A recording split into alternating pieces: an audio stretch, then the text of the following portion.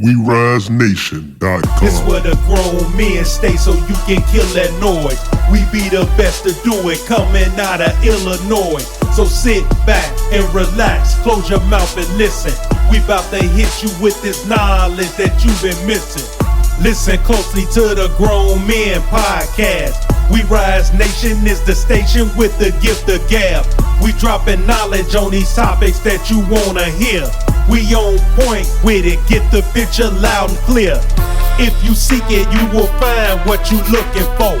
And once you hear us, it'll leave you looking for some more.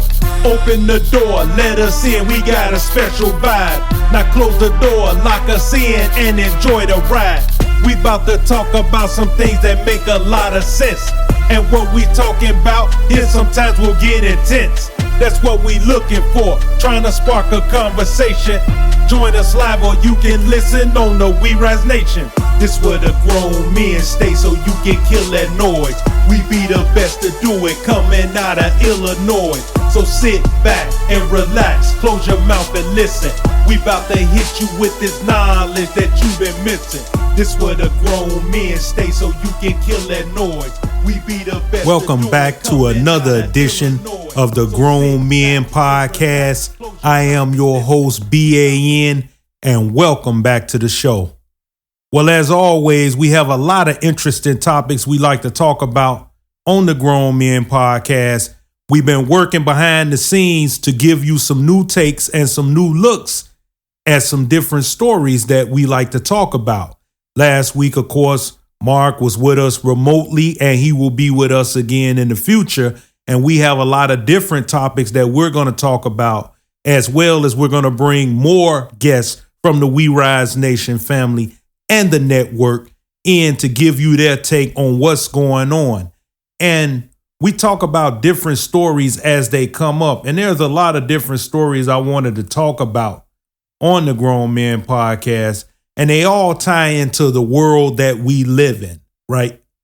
So for good or bad, there's a lot of things that are going on in the world right now that need to be talked about, that need to be discussed. And we have to talk about them. And they involve a lot of different things, right? It's like so much that is happening right now. The news cycle spins out of control. There are so many news stories, so much information that we're getting out here. But it's just a lot of different things that I like to talk about personally as well that tie into this whole thing. But one topic I want to start off with is we seen it about a week or so ago now. It's been where Pam Bondi went in front of Congress and she made an absolute fool of herself. You cannot say that she's not a henchman, that she's not a kiss up to Felon 47, because that's exactly what she is. Because these people are supposed to work for us. And yet Pam Bondi is out there trying to explain about everything under the sun except for those Epstein files. As now we know that there are more billionaires and millionaires and important people that are in those Epstein files. And as I said a couple of shows ago, when I spoke about conspiracy theories and everybody was saying these people conspired, I don't see any conspiracy. People who think they have money believe that they can do anything that they want to do and never be held accountable for their actions. This is not a secret. Just like when people talk about Illuminatis and all these secret societies, it's only a secret because we're caught up in our everyday lives that we don't pay attention to that, see? Because we're out in the real world, the world that we live in, where people actually go to work every day to earn a living. That's the real world. But I don't want to get off into that whole situation because it's ridiculous in itself to think that someone who heads the Justice Department would actually come out there and play the dozens. And that's exactly what she tried to do. But then when Jasmine Crockett got up there, a strong black woman, she nailed her to the wall and it was nothing she wanted to say, nothing that she could say. What she wanted to say is N-word this and N-word that. That's what Pam Bundy wanted to say, because that's exactly the kind of thing that her boss says. And I'm speaking of Felon 47. That's why he put the pictures of those characters of those gorillas. That's why he put Barack Obama and Michelle Obama on that, because that's what he really thinks. But see, us as Black Americans, once again, a lot of us, that missed us, right? It went over our head, or we feel like it's behind us and it's over with. So we really didn't care. And that's the problem, is that in the real world, we do care. Yes, celebrities and people who have a little bit of money, as I've spoken previously on podcasts. If you didn't hear it before, go back and listen. Because I've already said that Black Americans who have celebrity status or some financial wealth, they no longer consider themselves Black. We know this already. So that went by them. They don't care. But it's a put down on the rest of us Black Americans who are actually out working. But see, I expect this. A lot of people don't. And they think that this is the behavior of someone who is beneath the presidency. But we already know that Felon 47 is. It's like beating a dead horse, right? We keep talking about the same thing. But for this lady Bundy to get up there and embarrass herself, it just makes her look low rent, and cheap, which is exactly what she is, because she's sleeping with Trump. And I'm speaking of Felon 47, and I don't mean literally sleeping with him, but I'm talking about in bed with his criminality. Everything that he's doing, she backs it. And she goes on to talk about the stock market and the Dow and all. Since when does the Justice Department have anything to do with that? It was weak when they cornered her and questioned her on the Epstein files, where these billionaires and all these millionaires and people are redacted. And then she tries to fire back at the Democratic side of Congress about their business dealings and this and that. That is irrelevant. It has absolutely nothing to do with young women being violated, and young girls, not even women, because we're talking about 9 and 11-year-olds. And this woman ignored the victims when they were in the room. She wouldn't even look that way. That's how cold and maniacal she is. She learned from the best, which is her boss, Felon 47. Because this man has 34 felonies and he's accumulating more. As you see him every day continuing to do the same thing day in and day out. He's misreading words. He's slurring words. He's saying things that have been proven to be not true. There's so many tales that you can talk about with this felon. But on Pam Bundy, she's a disgrace to the United States of America. She's a disgrace to the world. And the United States standing in the world is going down. Countries like Germany and Poland and all these other countries are saying the United States, we can't trust them. And where there's no trust, there's no bond. And the United States will be an island unto itself, left to try to defend itself on its own soil. And it's going to get a lot of us killed if people don't step up and stop this man. He has to be impeached. He has to be removed from office and no longer given free rein to do what he wants.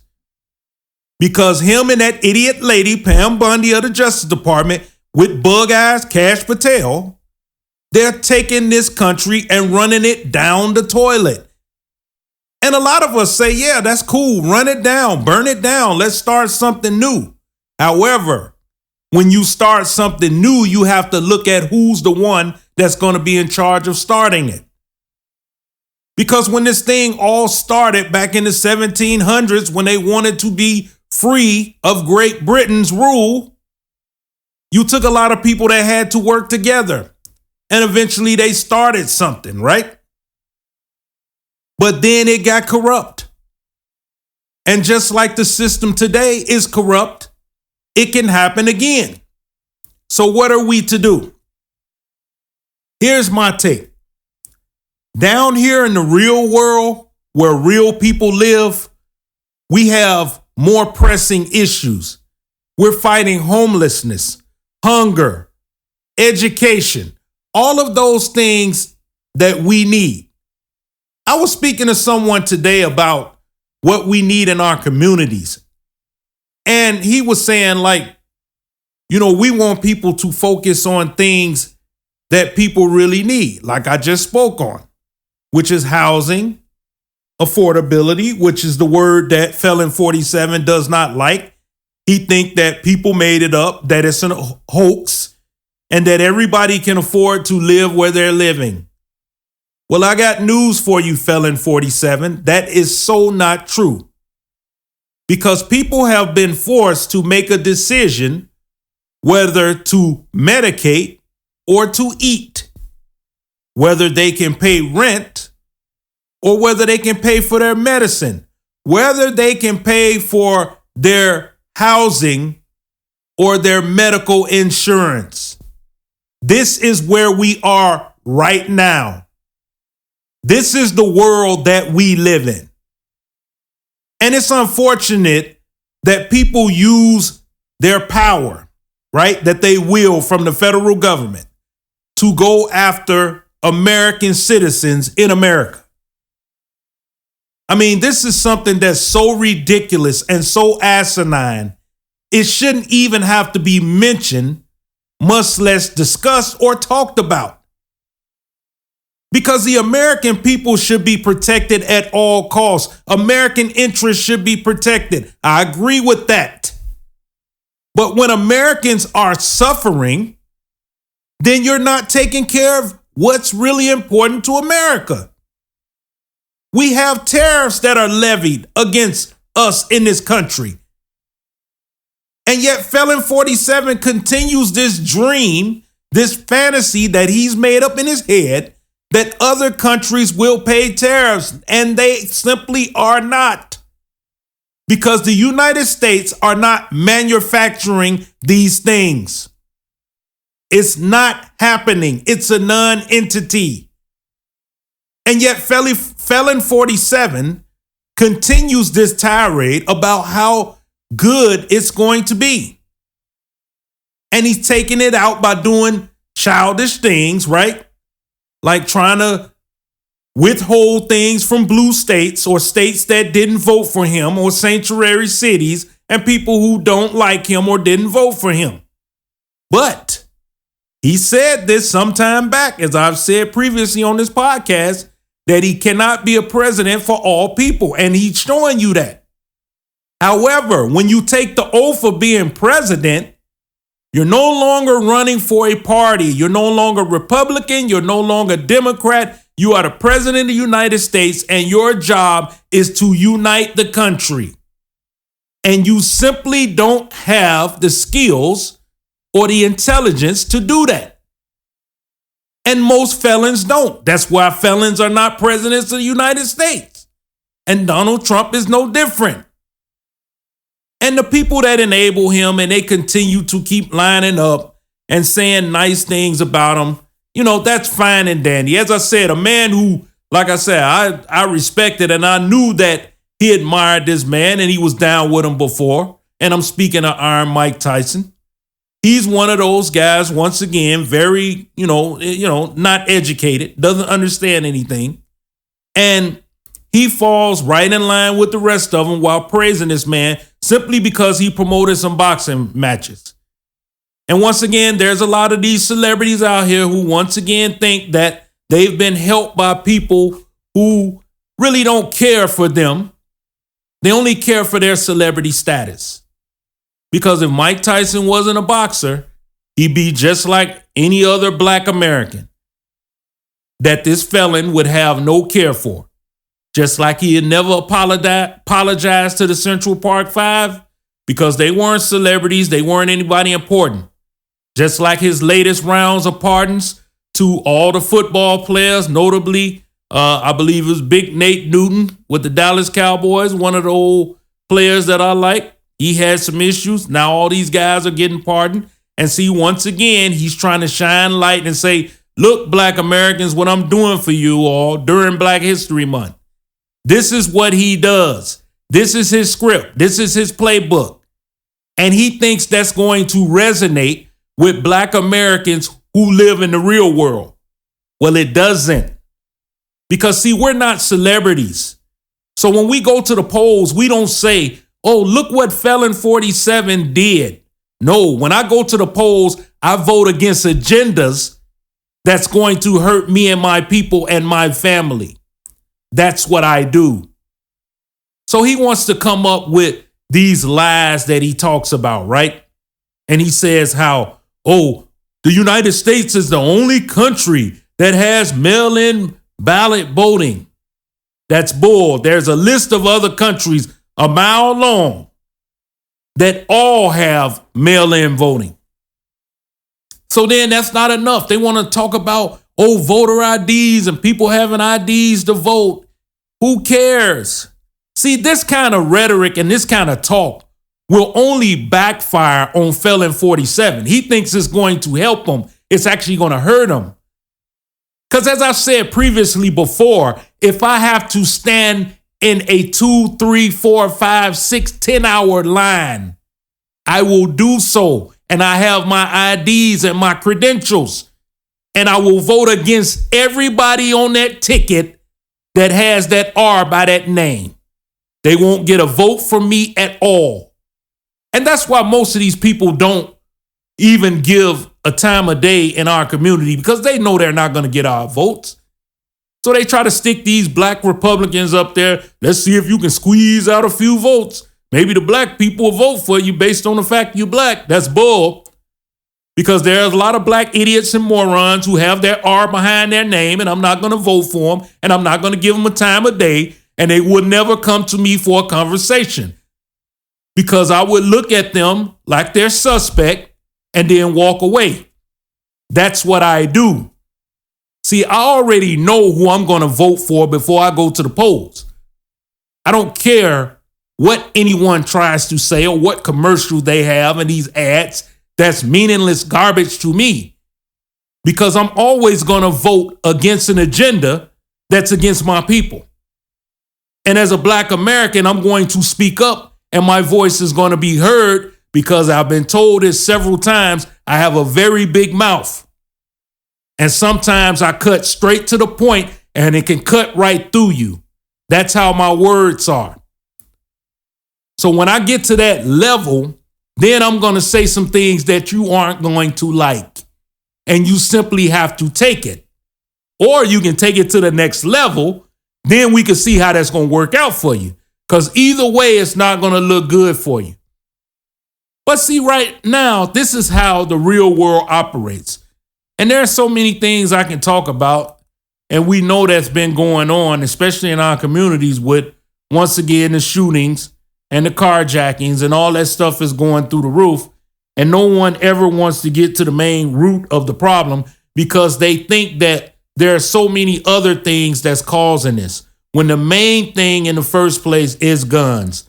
And I will continue to say guns, guns, guns. And I'm speaking of guns being in the wrong hands.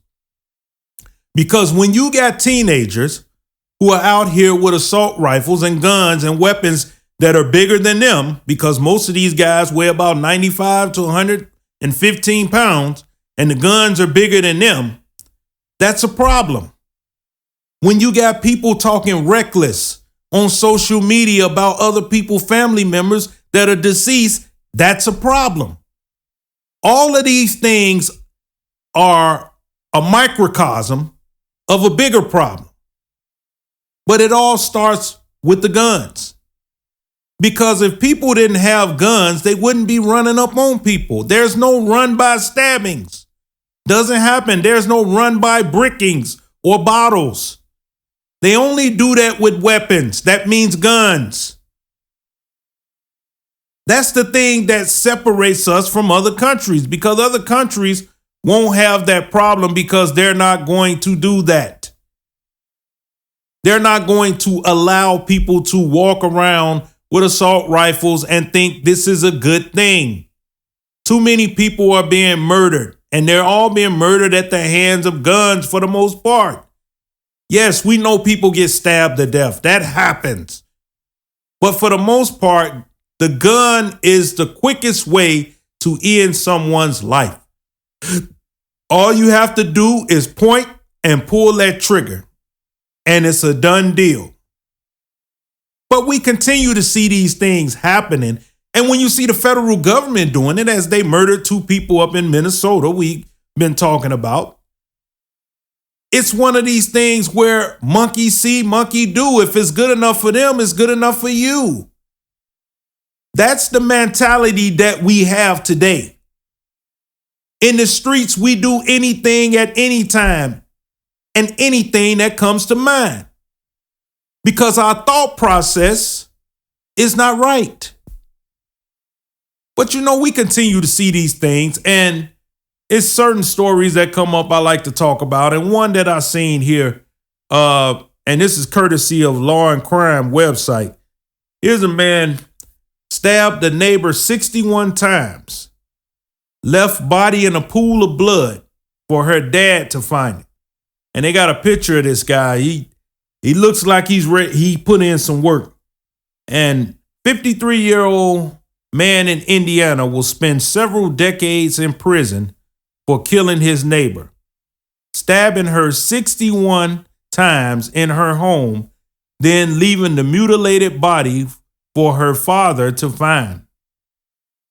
Marion County Superior Judge James K. Snyder on Friday ordered Dana Jermaine Shepherd to serve 45 years in a state correctional facility for the 1993 slaying of 19-year-old Carmen Van Huss. While no passage of time can ever heal the imaginable loss what Carmen's family has endured, we are grateful to secure a murder conviction more than 30 years after this heinous crime. So apparently this guy had then got away with this since back in 93. So right now, it's one of them situations where justice came late, but at least it came. But these things are just what's going on in society right now, because there are a lot of open cases right now. People that have been murdered and they haven't found who did it. And they're still looking for them. It's just like the Lane Bryant killings here. They haven't found anyone in connection with that murder. But this is what goes on in the real world, right? Where we really live. Not the stuff that you see on TV or you read on social media, but real life stories that are happening to real people. And we don't get a chance to talk about them a lot because there's so much that goes on in between the time one story drops and another one comes. But as Mark and I was discussing, behind the scenes, we're going to talk about these stories because they should be talked about. A lot of people put the stories on the back burner because, as I said before, the news cycle happens so fast, and you have the internet and you have all these other people competing to get their stories out. It's just so many to talk about. And another story that came up I would like to talk about was a Crystal Lake man given 8 years for selling drugs on Facebook. Now, that's a crazy story, wouldn't you think? So this is courtesy of WGN. A Northwest suburban man who admitted to using Facebook to sell meth has been handed a nearly decade-long prison sentence. James Edelson, a 39-year-old Crystal Lake resident, pleaded guilty last year to one count of distributing over 50 grams of methamphetamine.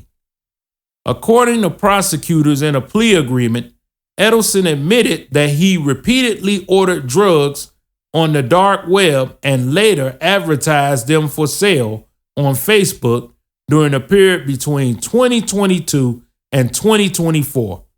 In one instance, in April of 2023, Edelson even sold 113.2 grams of meth to an undercover law enforcement officer. On Thursday, the U.S. Attorney's Office of the Northern District of Illinois announced that Edelson had been sentenced to 100 months in prison. Edelson's sentence was handed down on Monday by U.S. District Judge Lane Johnston. Now, that's something that, in my mind, that's one of the stupidest things that you can do, right? Actually sell drugs online. But these things continue to happen. This is just one case. I've seen other cases that come up before where people are selling things on Facebook and they're selling drugs on Facebook out in the open. As once again I said before, there's no conspiracy there. These people are just doing what they want to do. Whatever comes to mind, the first thing that comes to mind, they're doing it. And it makes no difference to them because they're taking a chance to get what they feel they want to get. And these are just some of the stories that go on and they continue to go on. And it amazes a lot of people and it shocks a lot of people, but it doesn't shock me because I see people doing things all the time that they know that they shouldn't be doing, and yet they're continuing to do anyway. It continues to be an issue in society where people believe that they can do anything under the sun. And right now, with Felon 47 being in the White House, that's what it is. Because I got heated again this week when they started talking about, once again, the gangs and the different things that the people that are immigrants are bringing here. And these encampments where they have these people at, the representatives are saying, look, you got people shoulder to shoulder. They got nowhere to be. And 77% of the people that they are detaining have no criminal record or background whatsoever. They're picking up day laborers. They picked up people from Home Depot. They picked up people from Lowe's and Targets and all these shopping centers in their parking lots and everywhere else. People out doing work, right? They're out doing landscaping and different things, and they're rounding everybody up. And then they told this big lie that these people were all criminals. And once again, it goes back to that idiot lady in the Justice Department, Pam Bondi, who actually gets up there and says, oh, you see this person from your district and this person from your district. When there are many people committing crimes that were born in this country, and they continue to commit crimes every day, and yet they're not being rounded up. But you want to round up hardworking people who were just trying to seek asylum in this country and live a good quality life. But they get scooped up. And see, I talked to people before, and once again, a lot of people don't want to talk about it or hear about it, and they're not outraged about it because it's not happening to them. And we fall right in line with that as Black Americans because we simply don't care.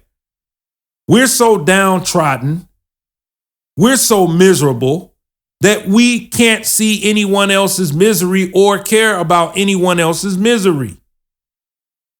And as I said previously on the Grown Men Podcast, we inflict a lot of damage to ourselves.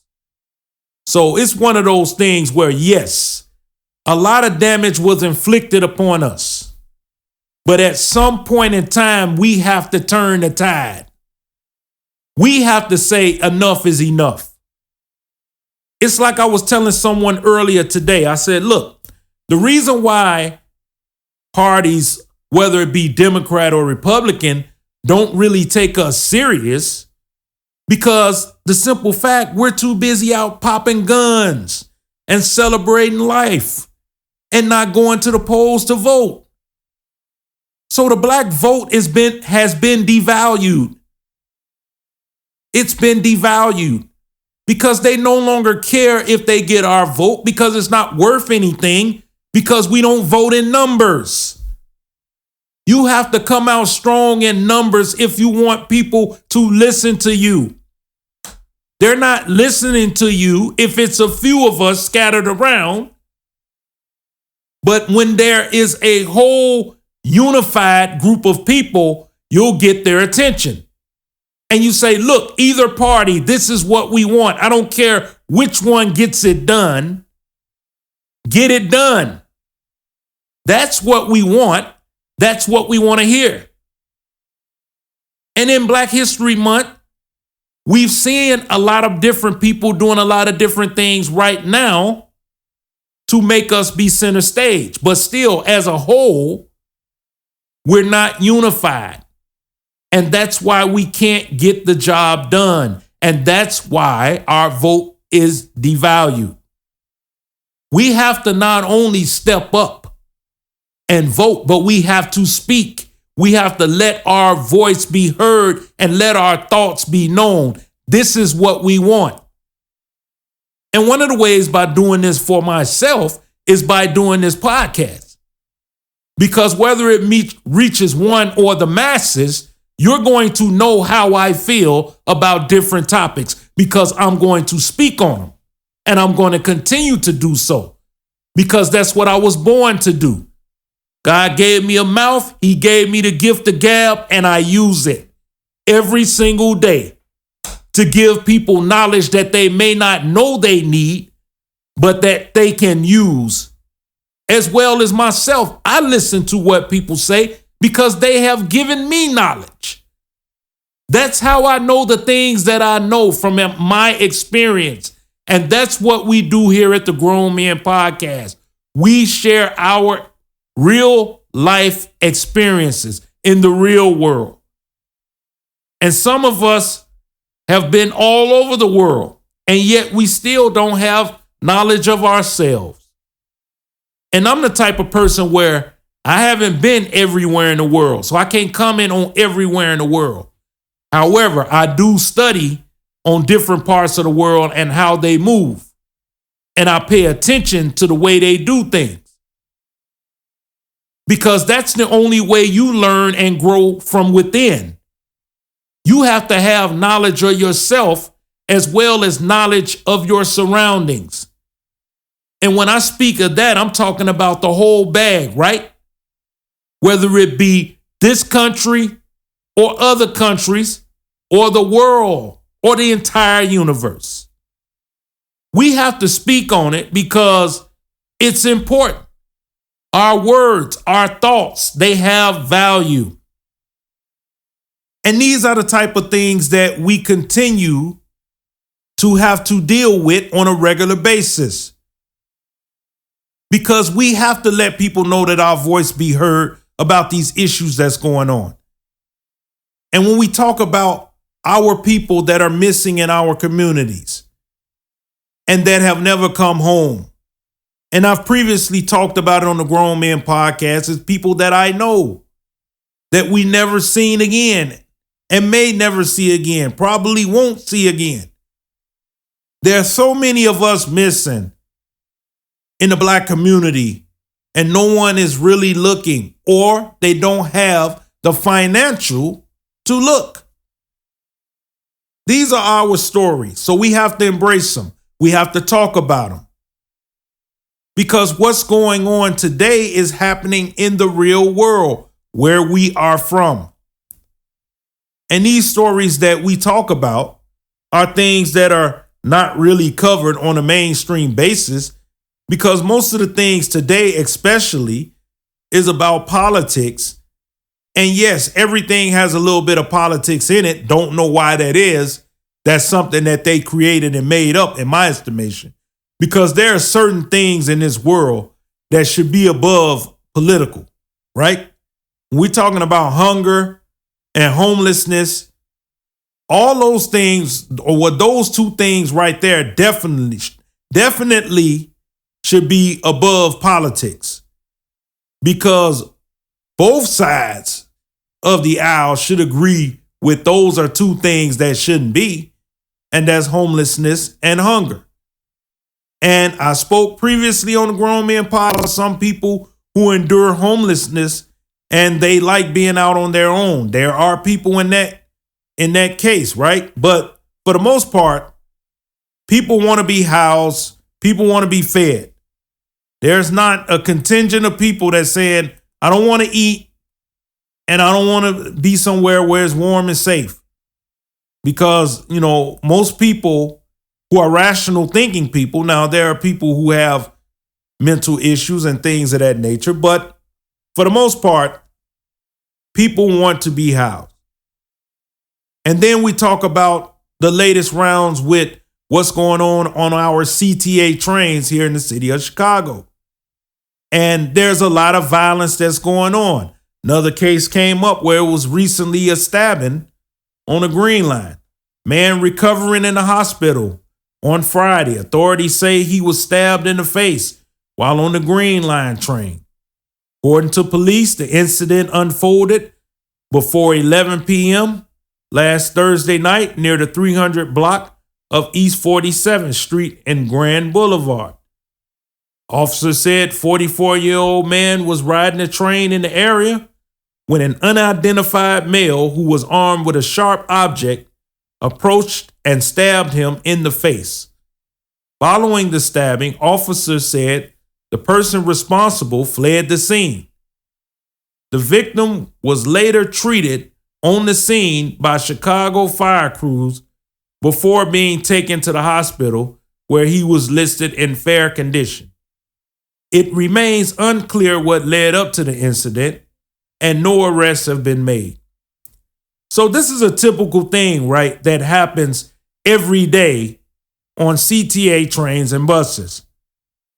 And once again, it's not safe for a lot of people. And we're seeing more police presence. I know I have. But it's one of these situations where police can't be everywhere. Someone just had a gun on one of the platforms earlier today before I got on the train. And then there was someone else who had some issues going on with pushing and shoving passengers. So this stuff continues to happen for a lot of different reasons. Now, the CTA has to own some of it, but the public has to own some as well, because if you see something, you got to say something. You just can't let it slide. It's one of these situations that continues to happen on the CTA trains because right now there's just so many people doing so many things that it's hard to keep track of them, right? But it's one of these situations where the city has to work with the people and they have to work with the police and everybody has to work together.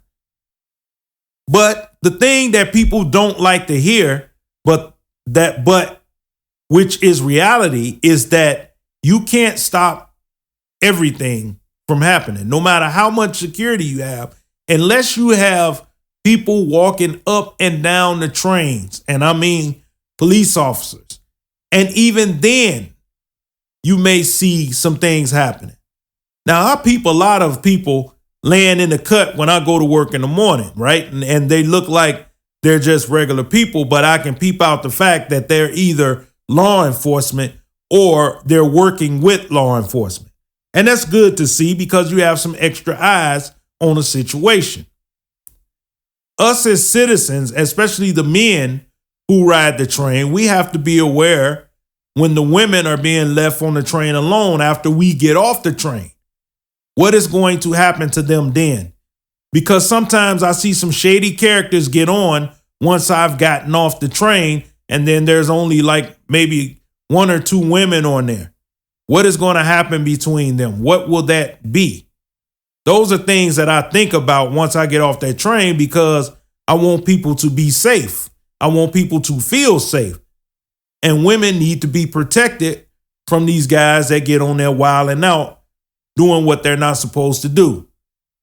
Because most of the time they don't run up on men. Yes, we've seen them stab a couple of men or, try to shoot men or something like that. That's because they have a weapon. But a lot of them that are just wilding out and they don't have weapons on them, they're not going to approach a man. That's why they mess with women. So we have to be cognizant of what's going on as men and watching out for what's going on with the women. Because, you never know when a situation might turn, because you don't know what that person in their mind is thinking, right?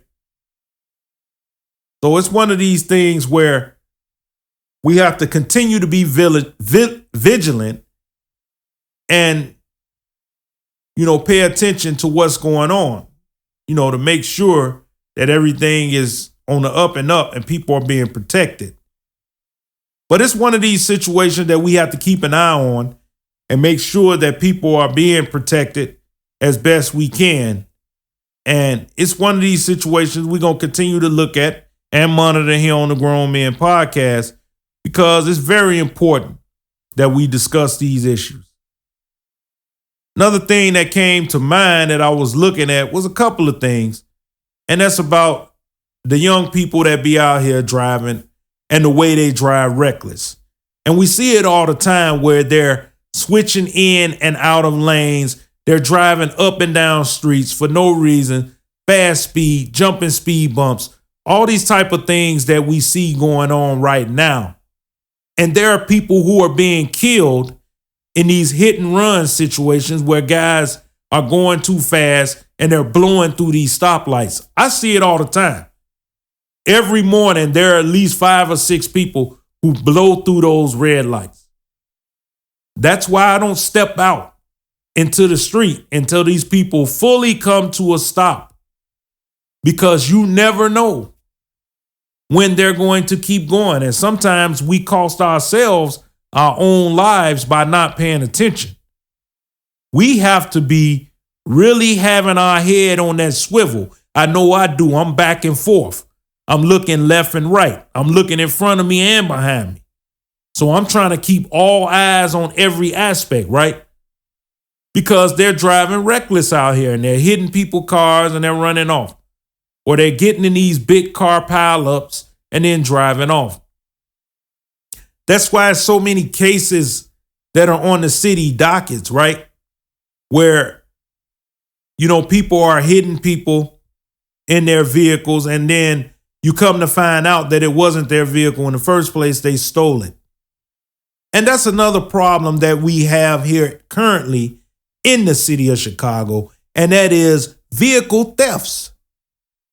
Because I look at it like this, especially the case that just came up about a week and a half ago, maybe 2 weeks now, where the guys killed a guy, took his car up north, then they came out south, killed somebody else, and then got into an accident. You see, these are the type of things that happen, and I was speaking about it, saying, look, if people track down these stolen cars in the first place, when they're first reported stolen, then they would be less inclined to be committed in other crimes. These are the type of things that continue to happen because it's the same script. It's the same thing. We keep doing the same thing. And that is, once these cars are reported stolen, let's make them a priority. Not only for the sake of the owner of that vehicle, but the sake of the crime that may be committed in that vehicle. Because most of the time when you see these guys out here, they've stolen one car to go steal another one, so they can steal another one and steal another one, so they can pull these heists. Heist happened the other morning. Guys up on 59th, round Justine. They trying to pull the ATM out of the place. And they pulled the car bump off and probably the rear axle at the same time. Then they ran off. So now there are 2 crimes that have been committed.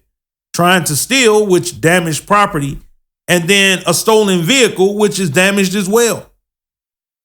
And all of these things could be avoided if the police did a little better job of tracking down these stolen vehicles. Because these stolen vehicles are being used to commit other crimes.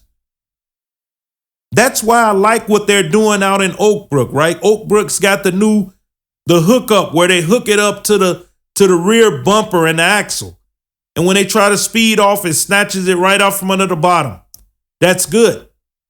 Now, we hope they don't do that on a busy street, obviously, because people may get hurt from the car parts flying around. But it's a good technique, and the city of Chicago needs to start thinking of things like that. No, we don't want to damage someone's vehicle that's been stolen. But if you have a chance to stop them from hurting someone else, it's worth it. Because when a car is stolen, people are not thinking rationally, which means they're not obeying traffic laws, which means that anybody can get hit at any time. And they have been. Innocent people walking down the street have been hit for no other reason than the fact that a stolen vehicle was allowed to run them down, or a stolen vehicle was used in a drive-by, or a stolen vehicle was used in a theft of property from an establishment. These are the things that we need to focus on. This is what happens in the world that we live in today. And it continues to happen again and again. And we got to get better at being able to sense these situations and see what's going on. And if we got people that we know that are in this thing, talk them down off of it and get them out of it. But the simple fact is, you may save their lives and many other people's lives. But that's just my thought and opinion on it. I want to talk about what's been going on in the sports world as we just come out of the Super Bowl. It was a big game. Seattle, big props out to them. They took the championship. And there's a lot of stuff that's going on right now in sports that we're looking at as baseball is starting spring training and the NBA season is at its halfway point. So we're seeing a lot of different things, and I haven't talked about it a while here on the Grown Men Podcast. Of course, the Bears had a pretty good season. They beat Green Bay, which was the important thing for a lot of Chicago Bears fans, and they're going to make some moves right now, but around their stadium deal. So here's my thought about that. We know that they wanted the stadium in Chicago. They wanted it by the lakefront. They wanted that whole property, but they wanted, some help from the state. And then, you got Arlington Heights got into it. Of course, they got millionaires and billionaires who are out there, and they got a development area that they want. And then now, Indiana has thrown its hat into the deal, right? So I was speaking to someone and I said, well, if the Bears go over to Indiana, they're no longer Chicago Bears. And I don't care what they consider Gary, Indiana and Hammond, Indiana as the outskirts of Chicago. It's not. The simple fact is that's a totally different state. Now, Indiana already has the Colts. They'll have 2 football teams. So that means that Indiana will have more football teams than Chicago. And Chicago is supposed to be a big city, and Illinois a big state in general. So what I don't understand is, why would they still label them as Chicago Bears? If they go to Indiana, they would be the Indiana Bears or whatever they would like to call them. But once again, no one wants to see them leave, but I'm the type of person is, you got to go, you got to go. My thing is, we as taxpayers, and I'm speaking to myself as a taxpayer and as a property owner, already have enough issues with property tax up through the roof. $4,000 in property tax, and then you all want to add more on our back for stadiums? No. These people make billions and millions of dollars. So I say no, and I'll say goodbye to the Chicago Bears. And that might upset a lot of Bears fans, but tough. I could care less about spending money on stadiums when in the real world where we live in, people are being killed, murdered, and lost all the time. That's what's important to me. Yes, I like sports like everybody else, but I'd be damned if I sit here on this podcast and say that sports and building stadiums is more important than saving people's lives. Because I'm simply not going to say that. We need education. We need housing. We need to be able to eat every day. That's what we need. We don't need a damn $6 billion stadium so we can host the Super Bowl. I could care less about that. I don't care where they play it at. I didn't even watch this year's Super Bowl. So I could care less where they play a Super Bowl at. That's meaningless garbage to me.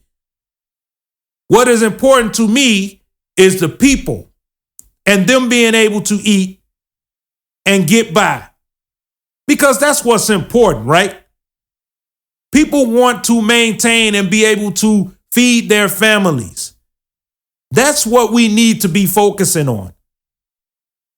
Not building these billion-dollar stadiums that's not going to help anyone but billionaires. I want to talk about what the Chicago Bulls are doing right now. A lot of people weighing in on that, and they spoke about how the Bulls, made some big trades at the deadline, and we seen that they shipped out some quality players. And once again, it's coming back to that tanking. And they're seeing other teams do it as well, as recently both the Utah Jazz and Indiana Pacers were fined for sitting their players. And we know that tanking goes on because everyone wants to get that first round draft pick that can make a difference to the organization. And with the Bulls, let's face it, they had a new general manager. They have a new president. They want their own guys, and that's what they're trying to do. They're trying to get rid of all the guys that was from the old regime if they can move them, and they're trying to build something new. And a lot of people don't understand, and they're not accepting of what's going on, but these are the realities of sports. When you don't win and you're in a position where you know that you're not going to win a championship, you're not going to qualify for the playoffs, teams are just not going to continue to go down that path of trying to sign other players to come in and fit what they want. The Bulls had to get more athletic, and they have some good pieces in place right now. However, they also needed guys who can play on both ends of the court. That means offensively and defensively. You just cannot be one-dimensional. You have to be two-way players. And that's what the Bulls want. They want to bring in guys that, yes, can score, but they also want to bring in guys that can be able to stop people from scoring. So it's one of these situations where it's going to be interesting to see what they do in the offseason. But for right now, yes, a lot of people are saying, why win these games? Why do it? And even the fans are saying, look, this team, the way it was constructed, was not going to make the playoffs and make a deep run. The Bulls probably would have gotten in a play-in game in which they would probably lose again, as they've lost the last 3 years to the Miami Heat in the play-in game. But you see other teams doing it as well, as the Atlanta Hawks moved on from Trae Young. These things are going to continue to happen when you have a team full of guys who are not going to go anywhere. You see what happened with the Sacramento Kings. They made that trade with the Bulls. The Bulls sent Zach LaVine over there. And as I said before, Zach LaVine is a stat stuffer, and that's what he's doing in Sacramento. He's stuffing his stats, and Sacramento is one of the worst teams in basketball. So sometimes it doesn't work out the way we think that it's going to work out. But it remains to be seen what's going to go on with the Chicago Bulls franchise, because at some point in time, you have to be able to turn the tide and become an elite team again. The Lakers did it. The Celtics did it. Now it's time for the Bulls to do it. You need to start winning playoff series, getting to the playoffs consistently, winning playoff series, and at least getting one NBA title. The Bulls are kind of in the same barrel that the Bears are in, where they won championship in the past, but nothing recently. And they need to both get those franchises back on track. I want to talk about my Chicago White Sox and what they're going to do. So the Chicago White Sox made a lot of trades. Of course, they got rid of the last piece to that 2020, 2021 team that was supposed to win everything, right? And Luis Robert Jr. and they shipped him out. And they got a couple of players for that. I believe Acuna's brother from New York, right? Acuna down in Atlanta, his brother was in New York. Sox traded for him. Big controversy that was going on was Getz said that he was a switch hitter and he's not. I mean, whatever, right? They talk about these meaningless stories that mean nothing. Now, me as a big Chicago White Sox fan, I've endured these 100-loss seasons. I expect them to be better this year.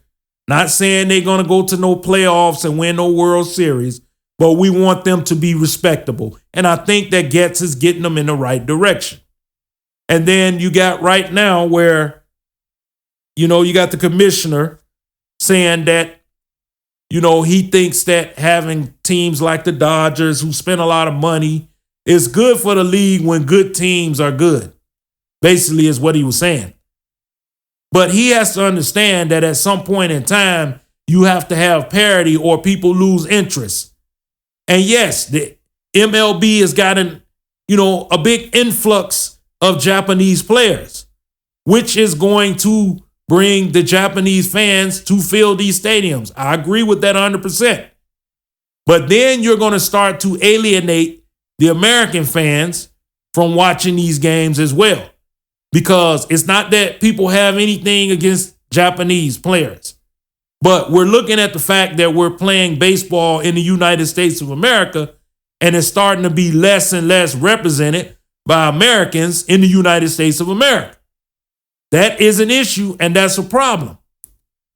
So the commissioner can say, yes, it's going to be popular, but will it still be popular with the American people?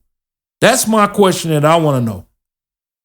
But back to my Chicago White Sox, I think that they will have a pretty decent year. I think they're going to be better than what the predictions are for them, which is 69 games that they'll win. But I think they'll be a little bit higher than that. I think they may win 80 games. It may be one of those situations where they could finish 80 and 82 or something like that, right?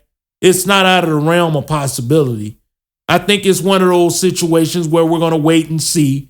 They're going to be as good as their pitching and their defense allows them to be. I think they'll score runs, but can they stop other people from scoring runs is ultimately going to be the question.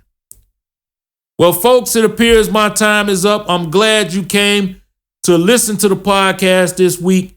A lot of different topics we talking about, and I'm quite sure between now and next time, there'll be plenty more to talk about. Head on over to WeRiseNation.com.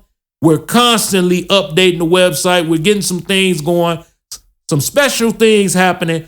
We are in the process of starting up, trying to get these short videos, as Mark and I have discussed. A lot of different things going on with that. So stay tuned to WeRiseNation.com and check out what we got going on. Until next time, folks, I am your host, BAN, and I will talk to you soon. This where the grown men stay so you can kill that noise. We be the best to do it coming out of Illinois. So sit back and relax, close your mouth and listen. We about to hit you with this knowledge that you've been missing.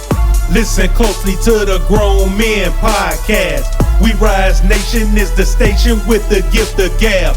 We dropping knowledge on these topics that you wanna hear. We on point with it, get the picture loud.